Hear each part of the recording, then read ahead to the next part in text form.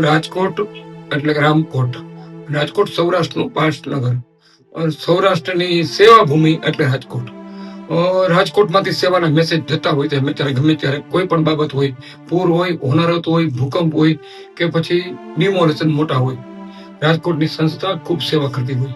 રાજકોટનો રોટલો દેશ વિદેશમાં વખણાય છે.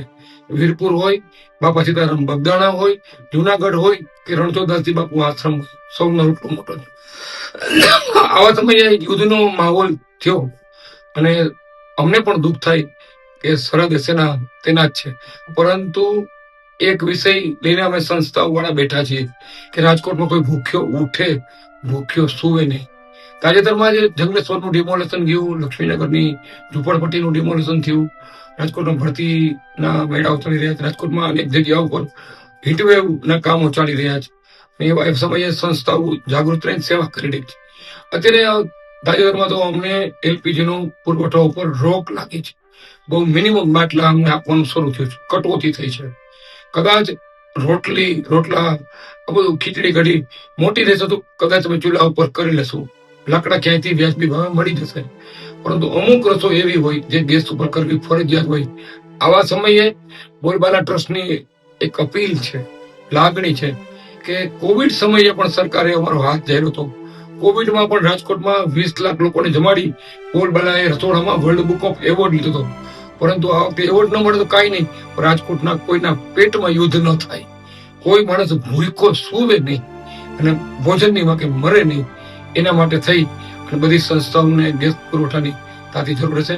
હું જિલ્લા વહીવટી તંત્ર અને સૌને એક નમ્ર ભાવે અપીલ કરું છું કે આવી સેવા સંસ્થાઓ ઉપર પણ એક દ્રષ્ટિ કરી અને સંસ્થાઓને જે પ્રમાણમાં જેટલા જોતા હોય આવશ્યક બાટલાઓ, નો ડાઉટ અમે પણ કરકસર કરશું, વધુ લાકડા બારશું, પરંતુ બાટલા જોશે એટલા જોશે. દર્દીઓ માટે પ્રતિકાશ્રમ, રેન બસેરા, ભરતા ભરતા અન્ન ક્ષેત્રો, દર્દીઓના ટિફિન, સ્ટાફની રસોઈ, ખૂબ ગેસ બર્તનની ફ્યુલની જરૂર પડે છે. તો અમને મદદ માટે અપીલ છે અને સત્તાધીશોને વિનંતી કરું કે અત્યારથી થોડો સ્ટોક એવો અમારા માટે અનામત રાખે કે જેથી કરી આ યુદ્ધના પળો, યુદ્ધની ક્ષણો લાંબા સમય સુધી ચાલે તો રાજકોટના કે સૌરાષ્ટ્રના લોકોને અનાજના રોટલામાં મરવું ન પડે. જેથી કરીને આવી સંસ્થાઓની સેવામાં ક્યાંય બ્રેક ન લાગે, એટલા માટે થઈ નમ્ર ભાવે હું અપીલ કરું છું.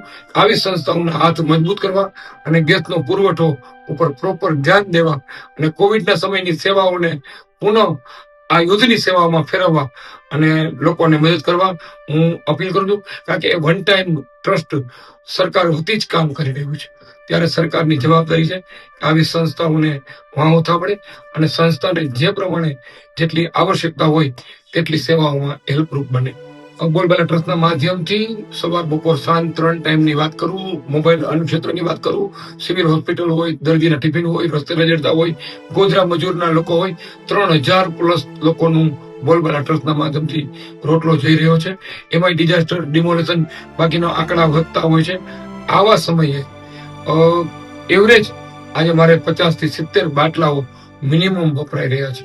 ખૂબ કરકસર કરીએ છીએ, ખૂબ લાકડા બારીએ છીએ, તો પણ હજુ પણ જમનારાની સંખ્યા વધી રહી છે, પરંતુ ગેસ વિતરકમાં અમને થોડી બ્રેક લાગી છે. આજથી બાટલાની કટોતી અમારી શરૂ થઈ છે. ડિસ્ટ્રીબ્યુટર અમને કહી રહ્યા છે કે જયેશભાઈ સાચવીને સંભાળીને હવે બાટલા સોનાની જેમ સાચવજો. આ ગેસ છે એ પ્રોપર સમયે અમને તમને આપી શકશું કે નહીં આપી શકી એવી ખબર નથી. અમારી પાસેથી સ્પેશિયલ લેટર લેવાના છે અને બાટલા માટે રિક્વેસ્ટો થઈ છે. હું મીડિયાના માધ્યમથી એક અપીલ કરું છું, આવી સંસ્થાઓને જેટલી થાય એટલી હેલ્પ કરવા વિનંતી છે. બોલબાલા ટ્રસ્ટ, જયેશ ઉપાધ્યાય, રાજકોટ.